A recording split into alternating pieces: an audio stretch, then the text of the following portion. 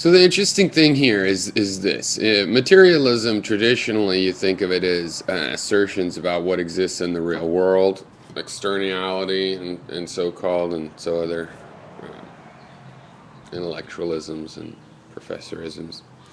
Um, but in a subjective materialism, materialism is more about the idea that things that are happening on the real world are ultimately perceivable, right?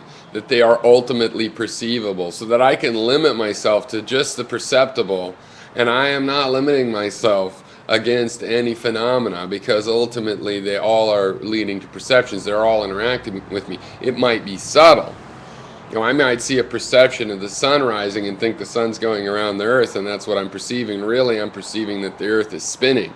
It might take me thousands or millions of years to figure that out. There might be things I'll never figure out.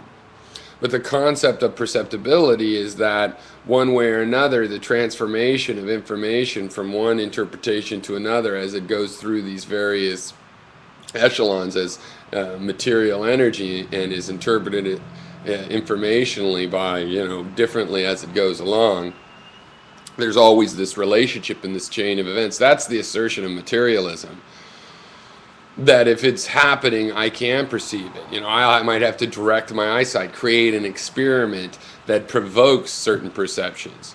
But see, that's what an experiment is. That's a big part of this this little symbolism of mine, is a realization that all an experiment is setting up a situation so that certain perceptions happen. And I could tell you ahead of time, look, we'll set this up, you'll be looking at this screen, the following thing is going to happen if you do the setup a particular way.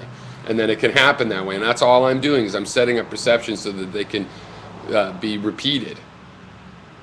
Right? And so I'm controlling the inputs and outputs this way. And so the idea of materialism, subjective materialism, is an empirical materialism. It says that certain material facts can be provoked, and you can use these material facts or the principles of material facts to probe what all of your inputs mean, and ultimately the whole universe will trace into an interaction with you, such that yes, you can tell things about the universe from your own thinking process and what's happening within it.